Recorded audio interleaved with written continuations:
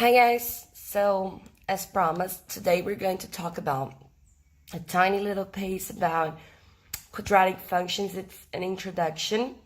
Later we'll discuss how to identify when a quadratic equation represents a quadratic function or not. It will follow pretty much what we already know about functions. Right now I'm not really interested in that.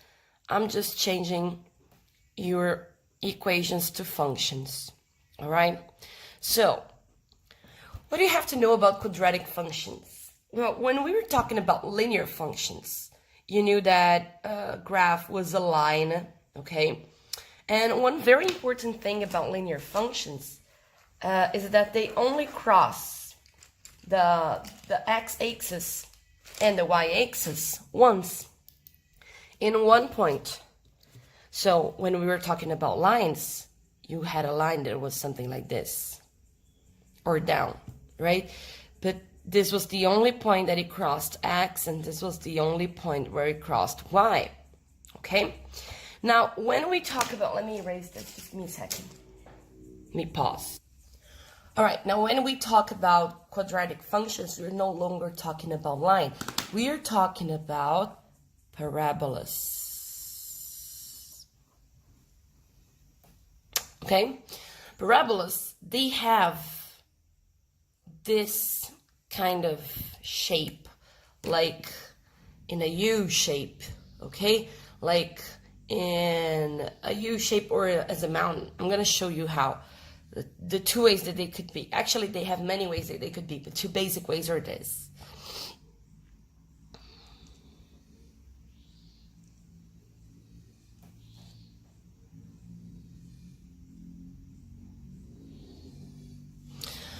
Okay, so as you can see, our graphs are crossing the x-axis in two different points. That means you have two values in the x-axis. That's why when we solve the equation, we find two x's, remember? So same thing here. It's crossing in 2 points, okay? Good job. All right, so one thing that we can notice about it is that this is growing. At some point, it stops growing, right? And then it starts decreasing again, right? The other parabola is the opposite. Decreases to this point, and then it starts growing again. When we have this first situation, when it grows, never ending. Miss, how do you know it grows? Let's say that this point is 1, 2, 3, 4. And then 1, 2, 3, 4. Look, if we match the points,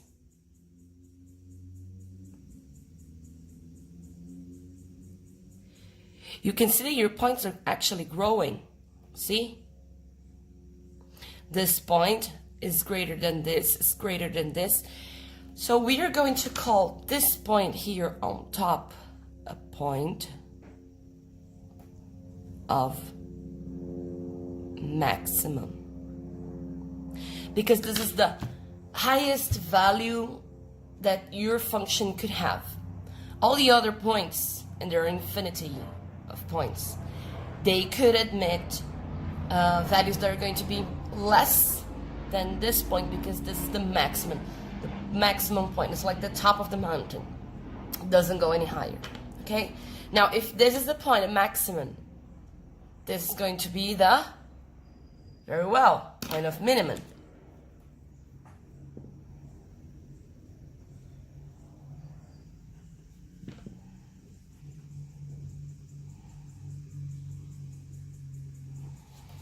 Okay, and now we're going to analyze. I'm going to tell you a hint. How do I know when it's a point of maximum or a point of minimum? Well, this graph, when it looks like a mountain, we call this a negative graph. Oh, wrong color. Sorry, this was supposed to be red. Negative negative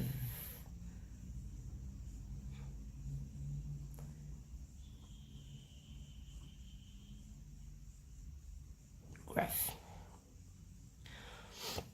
Why is that? Because the values are low, they grow, and in the end they decrease again. We call it negative graph. How do we know from the equation? There is a way of knowing from the equation whether your graph looks like this or like this without having to graph it, because we don't know how to graph it yet. Okay? What do you know? You know that this is a point of maximum, this is a point of minimum. This is a negative graph, therefore the other is going to be a, yep, positive graph. So there is a way of knowing if the graph is negative or positive without graphing it. How is that? Well, you have to analyze your function. And the function looks pretty much like the equation. The only difference that it has a y or an f of x in front of it. Let's see. Y equals ax squared plus bx plus c, right? And this.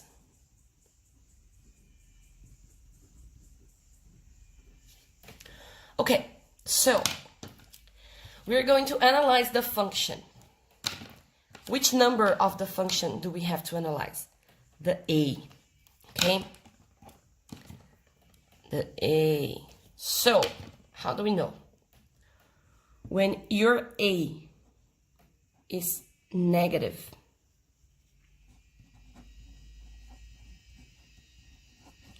your graph is negative and you have a point of maximum. When you have a positive a,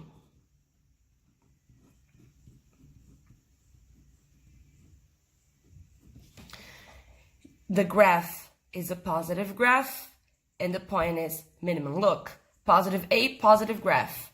Negative a, negative graph. What changes? Maximum or minimum? If you're in doubt, just draw a simple parabola and see what the point is. What you have to know, negative graph looks down and the positive graph looks up. There is a way of remembering. Look.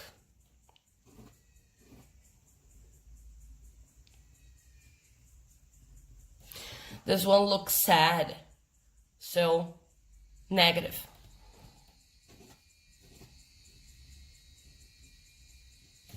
Now this one looks happy, right? Look at the face. Yay. So that's a good way of remembering which one is the negative or the positive graph. Okay? So recap. In a second, let's recap. A negative,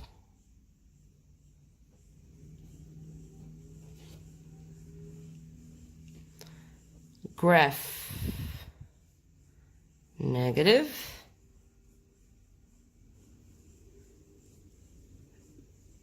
parabola as a mountain,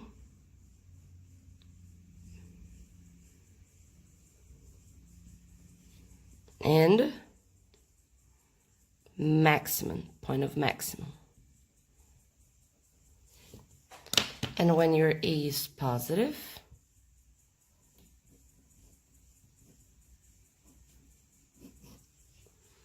the graph is positive.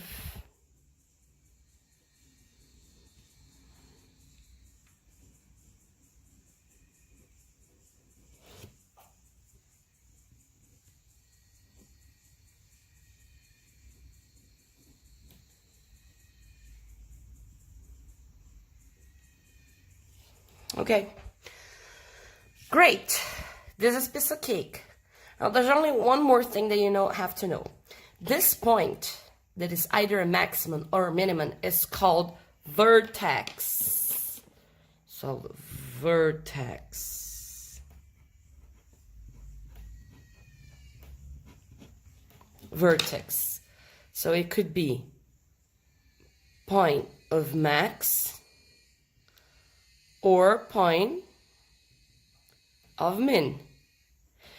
It depends on which type of graph it is. It depends on your function, right, on your parabola. So I'm going to give you a few, before we start with the vertex, actually, I wanted to give you a few exercises to identify the A, to identify all of this. So let's say that I have this exercise over here, this function over here.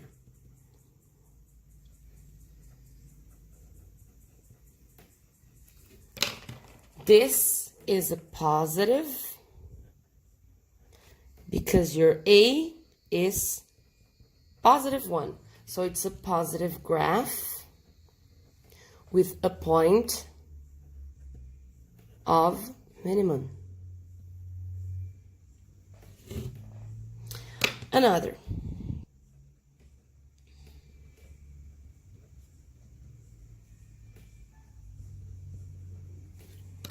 This has an A equals -1. Therefore, it's a point of maximum in a negative graph. So far so good. So I'm gonna pause it and go back to the vertex. Let me just put a parenthesis here because we're continuing the vertex here. All right, so moving on with our vertex. Well, it's a point, right? When we look at here, you can see that this is a point. This is also a point, right? So because it's a point, we need to have a coordinate in X and a coordinate in Y, all right? So let's look in here. For this point over here that we were talking in the first graph, which is a point of maximum, this point is 4, 4, okay? The vertex is 4, 4. We didn't actually calculate anything because the graph is written. So if you ever see a written graph that asks you for the vertex, all that you really have to do is find it. Let's look at the graph and see which numbers correspond to the vertex. Now this one I didn't put the numbers, so let's say that this is 1, 2, 3, 4. Amazingly enough, it will be similar. 5, 6, and here -1. -2. All right, so if we link this, my vertex is -4 in X, -2 in Y. Okay, piece of cake so far. So, but what if you don't have the graph and you have to find it? Have to find the vertex. The problem gives you, I don't know, an equation and it asks you for the vertex. Okay, so the X coordinate we call XV has this formula, -b divided by 2a. That's why you guys have to know how to identify A, B, C, because we're going to use it a lot, all the time. Okay, so the X vertex is -b and 2a, and the Y is negative delta. Remember the discriminant divided by 4a, okay? So once you calculate these two, you have the vertex XV, YV, and you don't need to graph it yet, okay? Just for now, let's just find this. So I'm gonna give you an example. Let's say that I have this. I'm gonna give you a -x² plus 4x plus 10. I don't know. I'm just wildly guessing. All right, let's find the vertex. First, is this a positive or a negative graph? Well done, it's a negative graph with a point of, well done, maximum.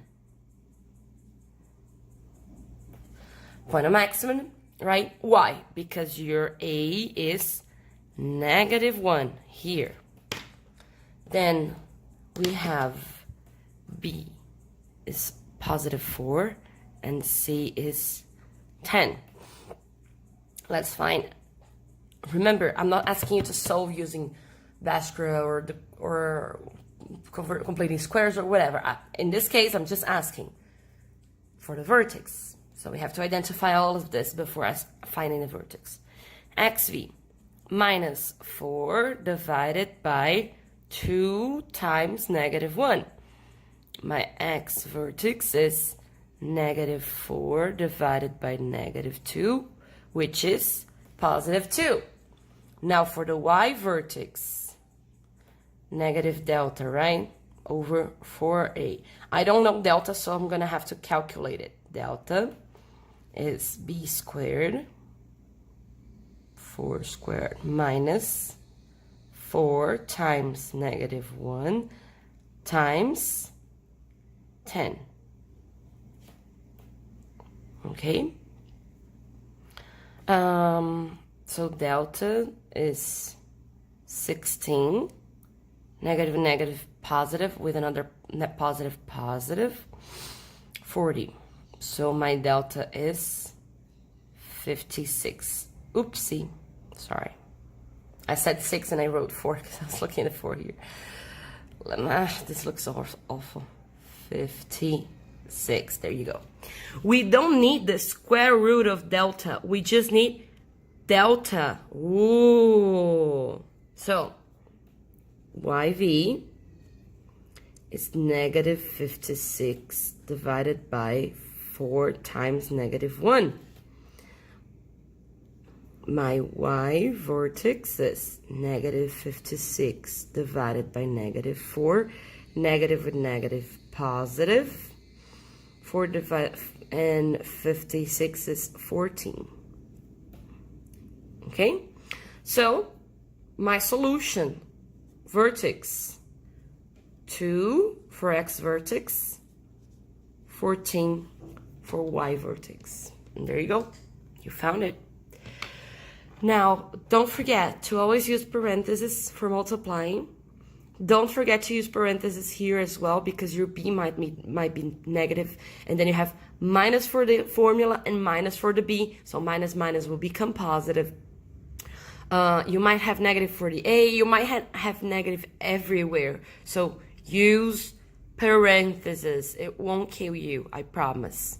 All right? So now I'm posting you this video. I'm also posting a few exercises for you to work at home, and should you have any problems, please email me. See you guys.